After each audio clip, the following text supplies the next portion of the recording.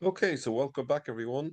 We have Noel once again, and he is focusing on history this time and the Arab period. So, welcome back, Noel. Hello, Mel.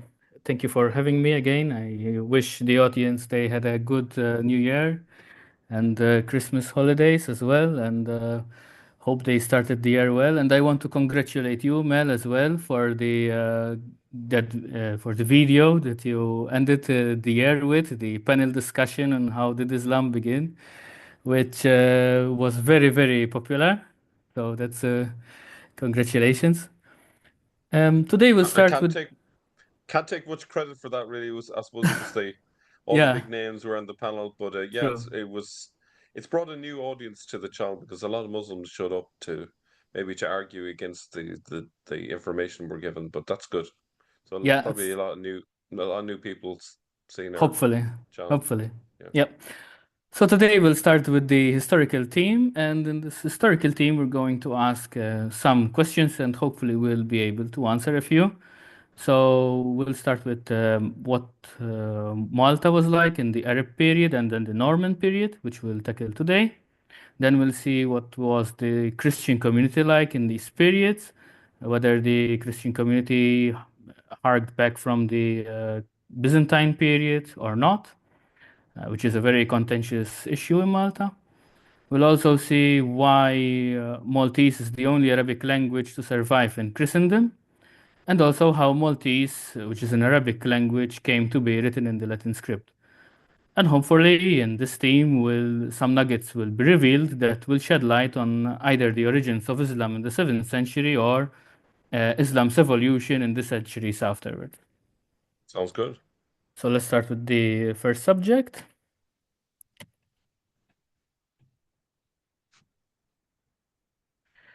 Now, to set the context, let's start with a brief history of Malta.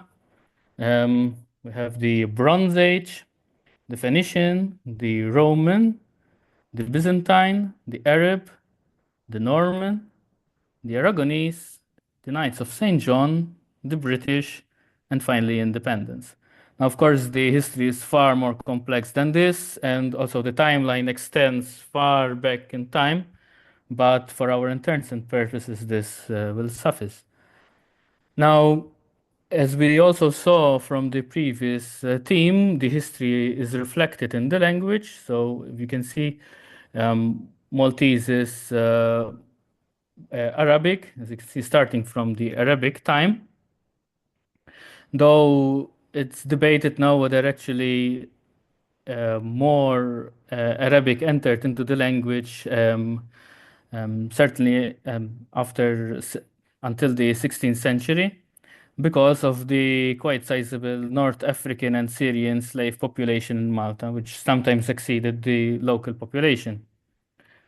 Um, we may have Punic Greek or Latin, but as we saw from last time, the evidence is so tenuous, we might as well disregard this. As the Arab period then entered into the Norman period, then we have the Sicilian and the Tuscan, which is the old Italian.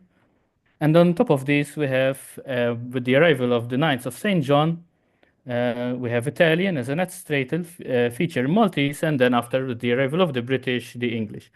Now, if you look at here, we see a parallel with what we saw with the ending of the previous episode. When the Arabs left the Levant, the Aramaic was said to be the administrative feature, and therefore it was implied that they were bilingual with Aramaic.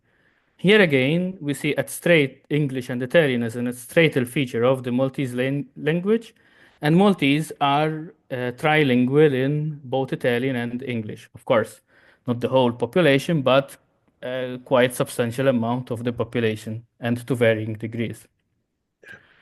Now let's zoom to our period of interest, which is the Arab period. Now, the Arabs conquered Malta in 870 AD. In 1090 AD, the Normans took Malta and made it a vassal state. Now, between the Norman and the Aragonese, it's a bit fuzzy. It's not as clear cut as it's shown in this diagram. And then in 1530, Malta was given as a fief, and that's the end of the medieval period in Malta. Now, if we have to look at the Arab period and we have to compare it with Sicily, we find that approximately they are comparable. And we have to compare it with Spain, we see how big the Arab period in Spain actually is. Now, also, another thing that we have to think about when we are talking about the Arab period is that Arab doesn't necessarily mean Arab ethnicity or Arab people. It just means that the language is Arabic and the script is the dominant script is Arabic. But in fact, the ethnicities they could be Arab, they could be Berber, as we saw on the previous team in Spain, for example, we had Yemenis. They could be local. Just for comparison, this is how long the Nazi in Narbonne stayed in Narbonne. As you can see, it's also quite huge. It's double the Arab period in Yeah. Malta. Mm. And for comparison, there is also the Crusades. Now, Mm. we had to look what was going around in the world in this time, which would be of interest to us. You'll have the death of Abd al-Malik, then the year 750s, which is when the Umayyads lost to or the Abbasids took over the Umayyad Caliphate. We've got then the beginnings of writings about Arabic as an idea until 928 when we have classical Arabic writings about the normed classical Arabic, as we saw on the previous theme. We have the death of Ibn Hisham and Buhari. Now notice that Buhari dies at the same year that Malta falls to the Arabs. Mm. We've got the Mecca on the map. I took this from um, one of Dr. Smith's videos. Now, I understand that this may be conservative, but anyway, for this purpose, it should be okay. Yeah. We've got the travels of Benjamin of Tudela, the fall of Constantinople to the Venetians, which will come useful in the next episode. The Mongols captured Baghdad in 1258, which shook the Muslim world. And about the same time, we've got the expulsion of the Muslims from Malta and Sicily, and also the end of Arabic writing in Sicily. In 1375, we have the first wave of Armenian refugees to Malta. And in 1453, we've got the fall of Constantinople to the Ottomans. In 1485, we have the first Maltese text in Maltese, sorry. And finally, we have in 1520 Martin Luther, the excommunication of Martin Luther, which may be, which was also like important in the history of Europe. So this is in general what was going on. Yeah. Now, if we focus on the beginning of how the political situation was in the Mediterranean just prior to the takeover of Malta by the Arabs, we have this is how it will be. So you have the Abbasid Caliphate. You've got to the west, you've got the Aghlabids, which were nominally under the Abbasids. They were just saying, "Oh, we are under the Abbasid Caliph. We're sending tributes, but everything else they were doing their own thing." This is 20 years before Malta falls under to the Arabs. Now, of course, this is not the whole extent of the Muslim world because you've got Umayyad Spain to the west, and you've got the Shia Berbers as well to the west. And also notice Bukhara here, from where Buhari comes from. Now, the climate in Malta during the Arab period was um, quite good. It was full abundant sheep, fruit, honey, as described by Abu Abid al-Bakri and al-Idrisi. And according to Oettinger, it seems that in Malta, the growing of olives and the production of olive oil gave way to the growing of cotton and citrus. And this is in sharp contrast to in 530 when the Knights of St. John described Malta as unbountiful. And also here, maybe we can also see the climate that is changing from bountiful in the Arab period in to the 10th and 13th century. We start to see the building of the Persian aquifer galleries to finally in 1530 described as unbountiful. So what's happening for it to go from being a bountiful place to it becoming sort of a bit more arid? Is it just because of the presence of the Arabs, they're not tending it well, or what's happening? No, I think it's something. It's a response Climate. because actually to grow cotton and citrus you need a lot of water, and olives are quite resistant to water. So Ah, maybe the climate was very good, for this production. But then the climate changed again later, and you will find that in the 10th and 13th century to try to fight. Actually, they were trying their best, to fight this by, for example, constructing these perched aquifer galleries. yeah. Uh, you know. So it's really they're trying to grow crops like cotton and citrus that weren't really suited to a drier climate, and they tried their best, but they weren't quite up to it. Is that would No, be no, no, correct? it's not. No, it's not what I'm trying to say. It's what I'm trying to say is that it's well, climate is changing all the time, right? Yeah. And what Wettinger found is that seems that there was the production of olives, then this gave way to during the stopped when the Arabs came. Cotton was started to be grown and citrus, which they Yeah. need more water, right? So to be able to do that, then probably it meant that there was more rain. Then, All right. since the maybe the rains started to not be so bountiful as well, and to try to get water, they built the perched aquifer galleries. But still, if the climate continues to deteriorate, there is also some um, uh, something that you can do. Sometimes you can do so much. Let's say that's the best way to put it. But certainly, when the Knights of St. John came, then they described it. They described Malta as unbountiful. Also, probably maybe because they were comparing with Rhodes. So, but this is how they described it. Now, in Malta, there's a popular theory that Malta was not inhabited during the Arab period, certainly in the beginning.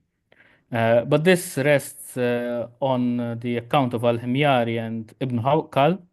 The problem with Al-Himyari is that he wrote 170 years too late, describing it as an uninhabited ruin, a khirba, he described it, which is similar to the Maltese herba for the Maltese listeners.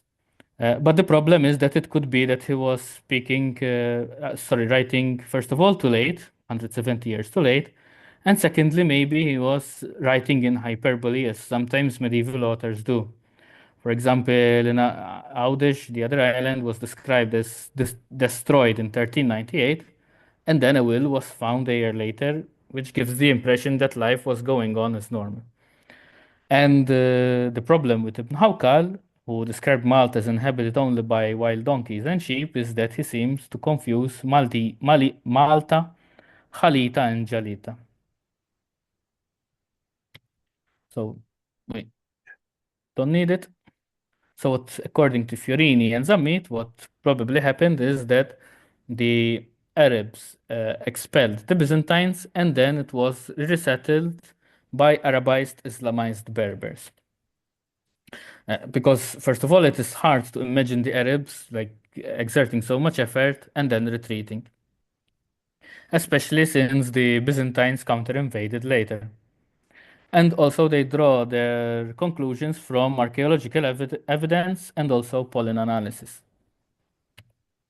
I Now just we have, pause you there for a second.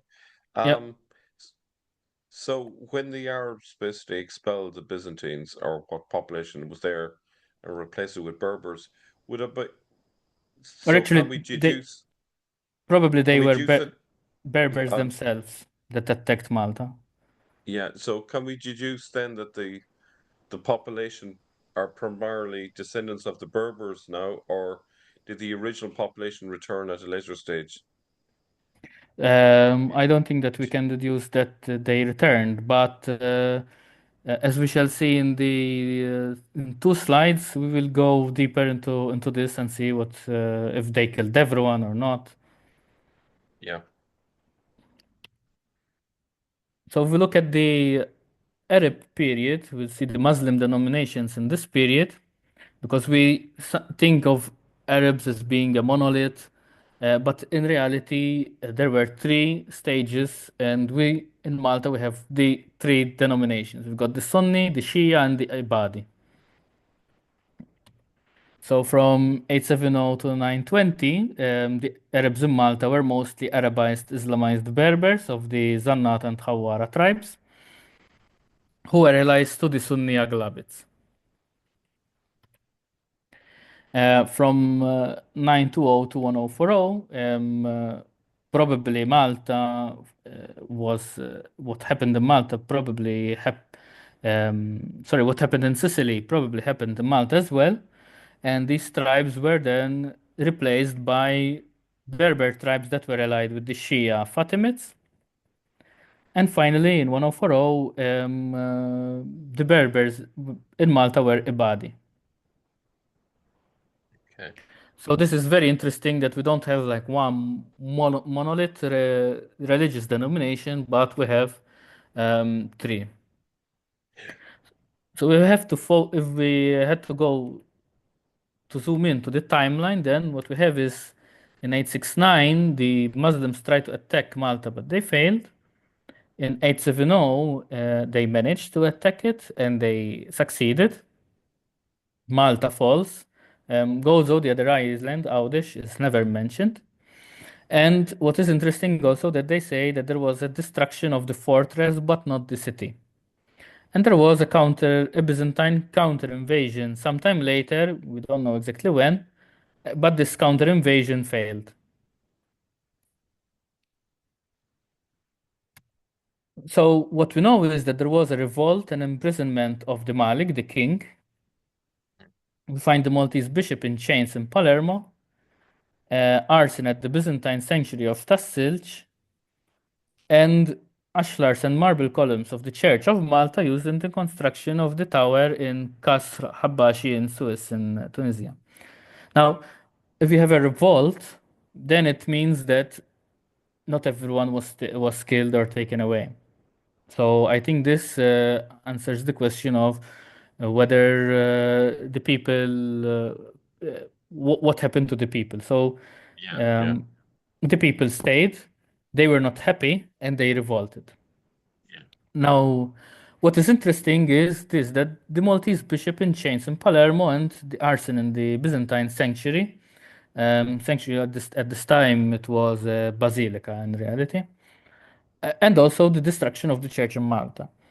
Now, the Aghlabids, when they took over the Ifriqiya, North Africa, there they destroyed everything and they killed everyone. Even when they took Carthage, the refugees they went to Pantelleria, they took Pantelleria, they killed everyone.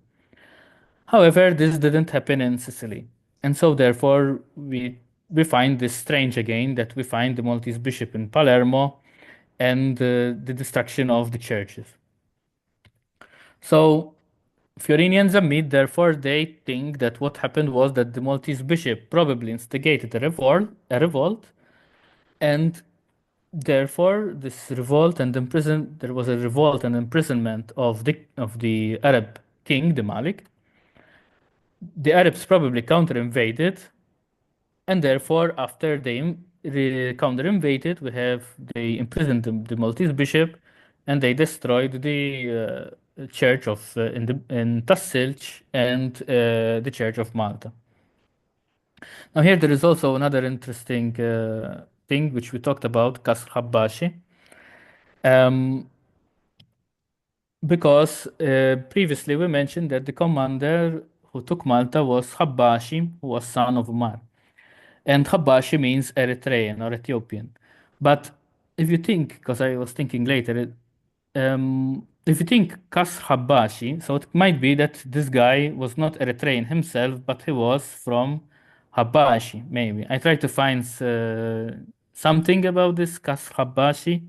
I mean, basically means the castle of Habashi, but I couldn't find anything. But still, Kas Habashi, you've got a link there with Eritrea. If it's not the guy, it's the place.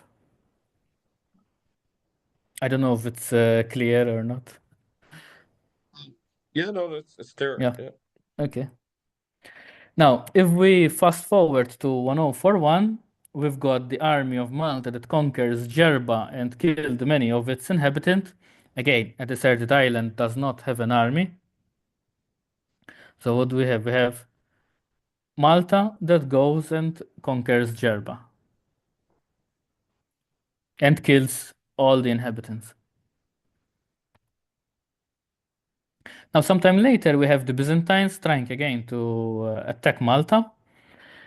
Um, the Arabs wanted to they asked for a safe contact, but the Byzantines they refused except for women and belongings, and it's unclear whether slaves are included in these belongings. However, Dalli concludes that although there is debate of who these slaves might be, they probably shared identical socioeconomic constraints. Because it's also interesting, like why to identify the masters as Muslim if the slaves are also Muslim. So therefore, he concludes that these Muslims are not Muslim. Now it's also strange why, because then what they said was, according to the accounts of Al-Himyari and Al-Kazwini, is that the Muslim masters they told the slaves, look, if we are conquered, according to Al-Himyari, they said you will be in eternal enslavement. I mean, they were still slaves, so it doesn't really change, I guess. Or else they said they will kill you. So, um, so if if these slaves were Christian, why would they be killed or enslaved by the Byzantine Christian army? So maybe I ask, maybe so they, according to Dalli, they are not Muslim. So maybe they could be Jews. Maybe they are Jewish slaves.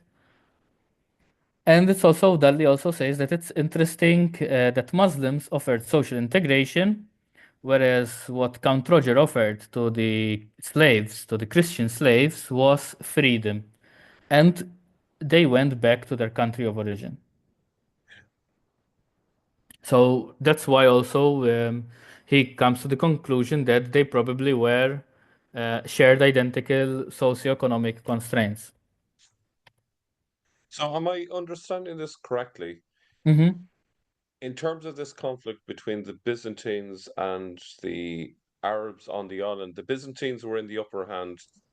The Arabs basically surrendered and were trying to come up with a deal with what to do with the No, slaves. they didn't Uh, surrender. They were like, when an army comes to your city and they say surrender and they say, we cannot really fight. So they try to make a deal, but the deal fell through.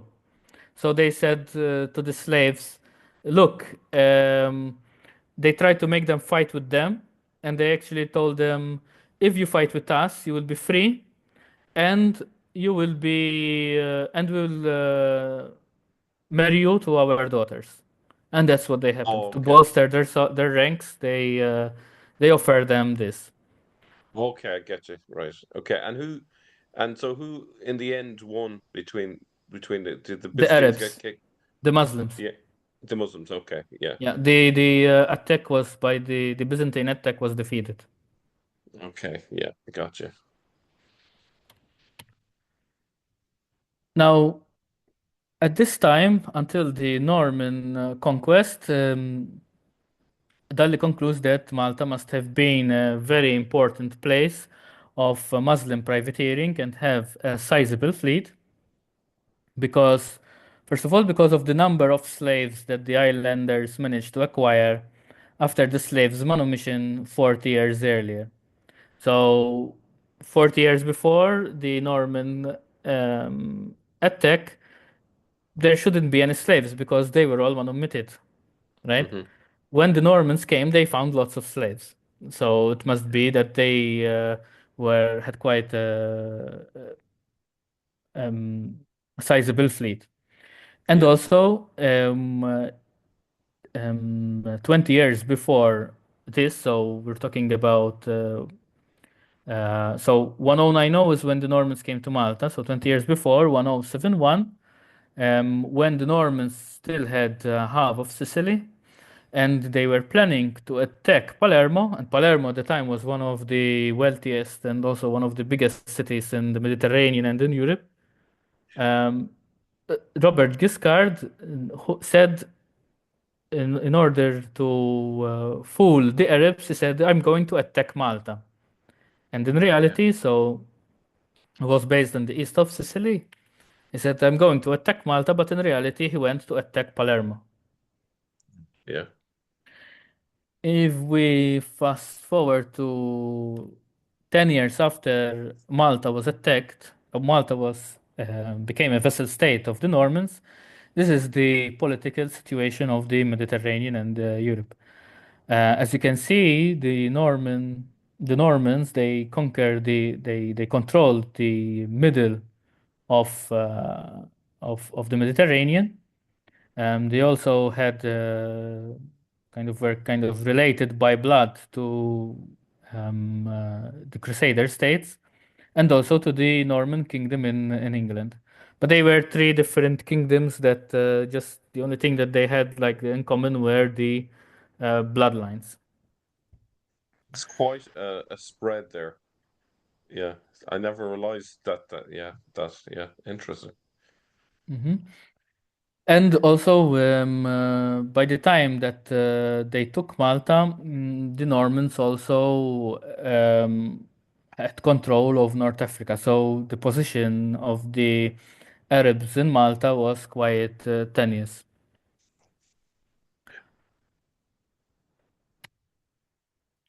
Now, the Norman conquest of Malta was took place in 1090, and the terms that Count Roger um, made with the Arabs was that the Christian slaves had to be freed, they had to surrender all the horses, mules, and weapons, and to pay a large indemnity.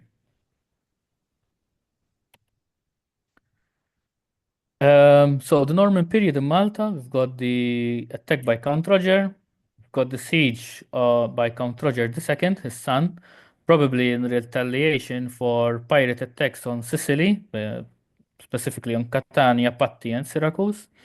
And the attack in Malta was also accompanied by another attack in Pantelleria.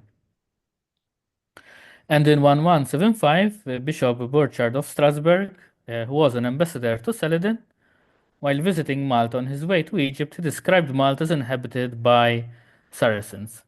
And in this period, therefore, it meant Muslim, because as we know, Saracen, um, the definition of Saracen changed. Originally, it meant Arab. Later, it meant Arab-speaking Muslim. But at this time, then, sorry, so this, yeah, after the 12th century, then it meant just Muslim. So in this period, it meant Arab-speaking Muslim.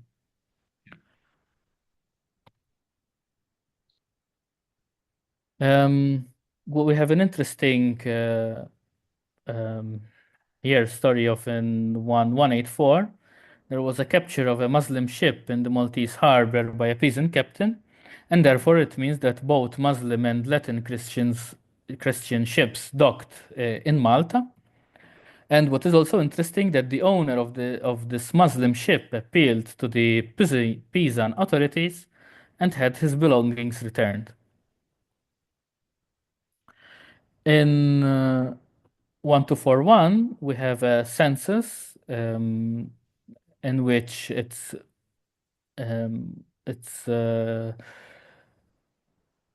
in which the scholars agree that there is consensus, that's the word, consensus, that Malta was mostly Muslim and Gozo was mostly Christian.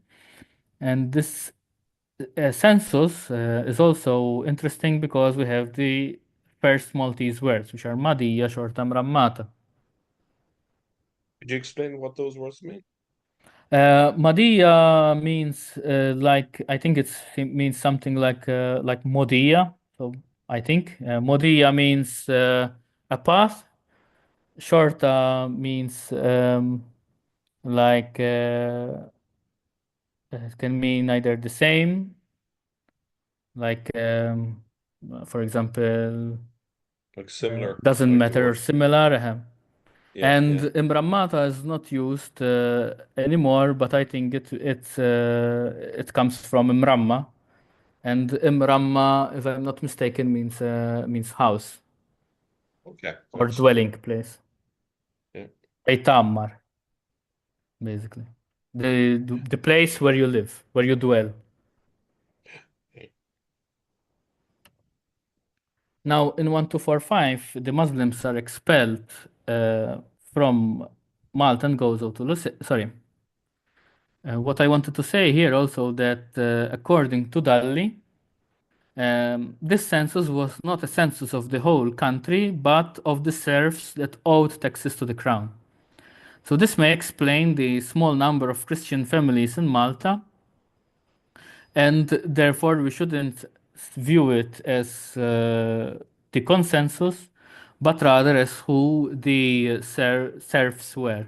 And this was basically the Angevin crown's attempt in 1270 to revive the old conditions of the Christian population on the Christian population in order to maximize the revenues.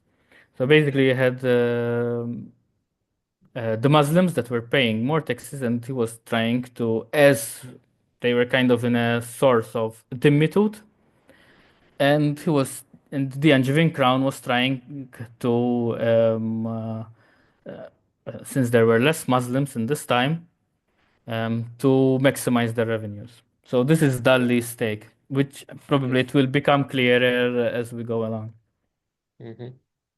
And in 1245, the Muslims from Malta and Gozo and also Sicily were expelled to Lucera. Now, the expulsion of the Muslims, according to Edinger, was a very long, drawn-out affair, and disputes on what to do with their properties carried on for a long time.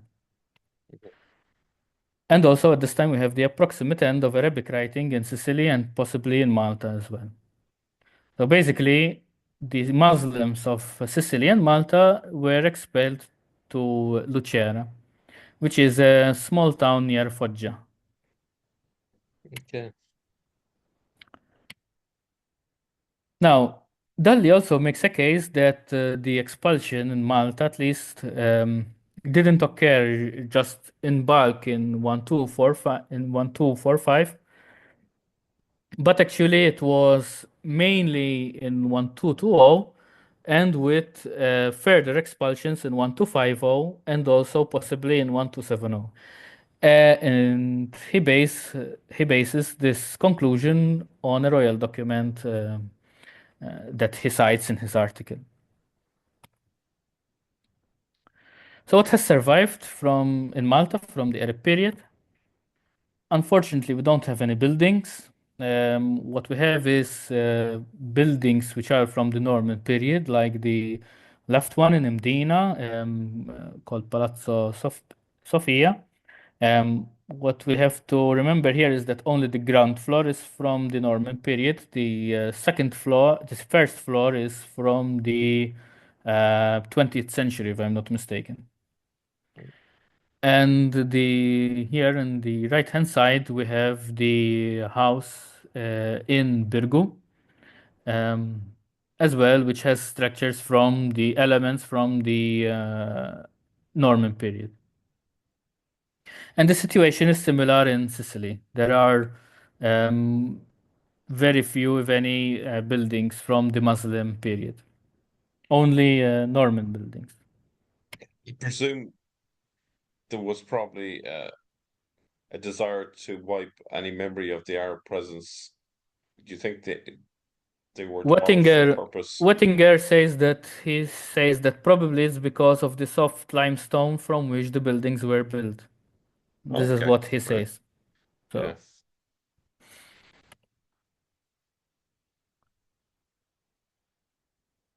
actually, and I don't think that actually it was that the Normans wanted to wipe out anything, because as we shall see later, there was quite a bit of continuation.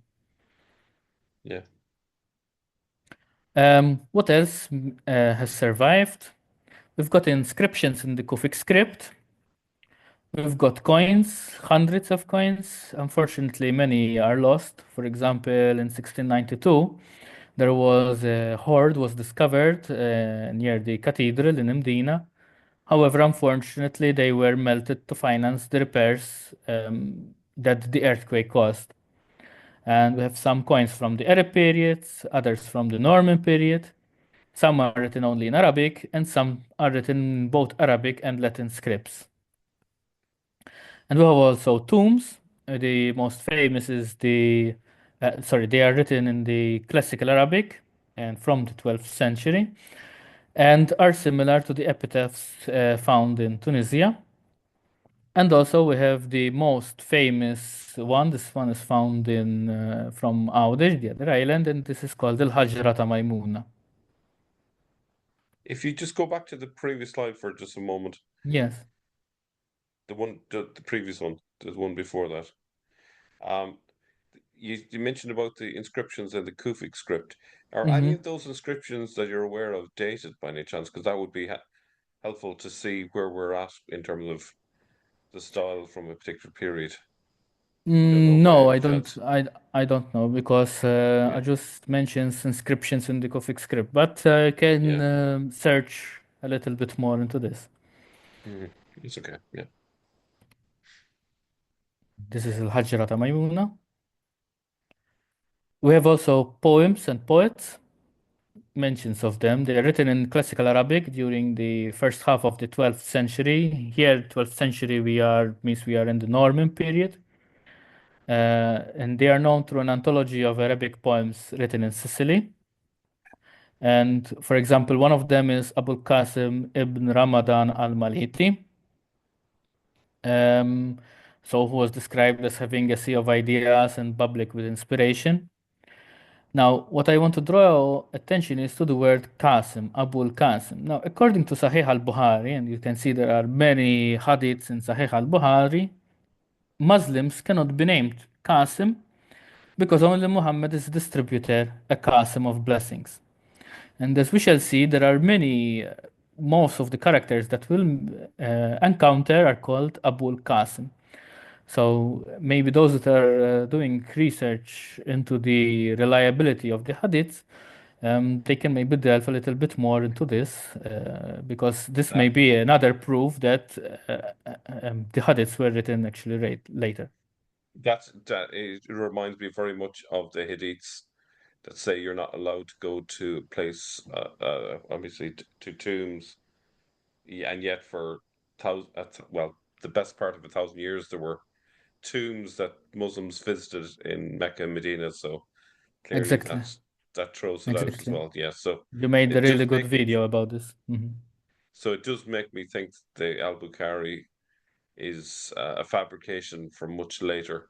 That's something that Jay Smith has been arguing as well. So that's a great little extra. Um, Brilliant. That's Nugget. yeah. And we've got Uthman ibn Abd al-Ramadan al-Rahman, who was called As-Susi as Ibn As-Susi, who was also a good poet.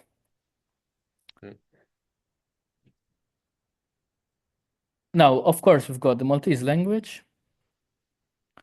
We've got surnames. For example, many classical Maltese surnames are derived from Arab personal names. For example, Samut, Sherri, Asha, Bugeja, Said, Ajuz. And toponymy. Now, as we saw on the previous theme, toponymy is good, is very interesting because we see how the language changes by time. So if we look in the 14th, 15th, and 16th centuries, 99% of the toponyms recorded are of Arab origin. And the Jew says that those with Ras, Wheat, and War are related to life up to the Norman Aragonese period. And Wettinger says that in order to discern the etymology of Arabic toponyms, one needs to know not only the Arabic language, but also Arabic and Muslim customs. For example, Abd Nur and Bir Jahlef. Light and Jahlef are probably references to a god, according to Wettinger. We have many Arabic personal place names. I was surprised to see Asri and Zonor, but we also have Bujibba. And he derives this conclusion by comparing with Norman Muslim, with the names of the Norman Muslim serfs. And also, toponyms give clues as to where the wealthy Arab families lived. For example, we have Ain Abdul, Sharat Mawiya, as well as place names that start with the word Hal. Now, these toponyms with the start with the word Hal, they are mostly Arabic or Latin Christian, but we have an example of Greek. For example, Har-Kirkop, which comes from Kirkop, as derived from Procopius. And according to Dalli, possibly recall old Muslim landowning families or late medieval Christian settlers. Now, I decided to map all these toponyms with the word Hal. Now, we know that in Audish we don't have, in the other island, in Gozo, we don't have Hal. And these words are all in Malta. And what is interesting is that they're all mostly below what is called the Victoria lines. And this is interesting because later on in the Knights period and even in the British period, there were discussions on whether to defend from the red line southwards or defend the whole coast. And now we see, therefore, that in this time they were kind of mostly concentrated in the southernmost part where it's well defended. Because at the red line, that's a big cliff there. So it's cheaper, kind of, that everyone stays in the south. This is the reasoning. Now we also have, just as a side note, two possible etymologies for the word Hal. Saracino and Glot says that it's from Taifa or whereas Dalli says that it comes from Rihla. If you remember when you had the episode with Murad, he was talking about the night journey to Mecca. It was Rihla. And from this Rihla, we have Rahal, which was a stopover. And finally, in Spain, Sicily, and Malta, it became also the word for village. And finally, it's unclear whether in Sicily and Malta the word Rahal was also a unit of land measurement, as it was in the Balearic Islands. Oops. Finally, we have this last slide. I don't know what to do with this information, to tell you the truth, so I stick it here. Okay. And Ajus says that there's a Maltese saying that says that Aħna u l-Iterjema, which means we are the children of Aram, i.e. the Syrians. And there's also, and he says that this is connected, maybe, with a story in Bethlehem of Palestinians that were escaping to Malta from Jaffa in 614 AD. Now, 614 AD, what happened was the Persian conquest of Jerusalem. And a lot Uh, of Christians were being killed at that time, so I can totally get them yeah. wanting to escape from there. That's interesting. Yeah, hmm yeah. And also, there is a saying in Algeria that Maltese are called Al-Isriya, Syrians, basically. That's interesting. I'd say there is So something in that. Yeah, I don't know what to do with these 2 points, but since we're doing this theme, I stuck them here. yeah. Now, in the next episode, we'll look at who the Maltese Christians in the Norman period were. Excellent. Well, Noel, thank you so much for sharing that. This is all new to me. I didn't really know much of the history of Malta, so this has been a great insight. There's obviously a huge amount of work that's gone into this, and I'm sure the audience will much appreciate the long hours it's taken to put all of these slides together and gather all the information. So thank you so much, Noel, and I'm sure there will be lots of viewers from Malta who will also, in particular, appreciate all your efforts. So thank you very much, Noel. Thank you, Mel.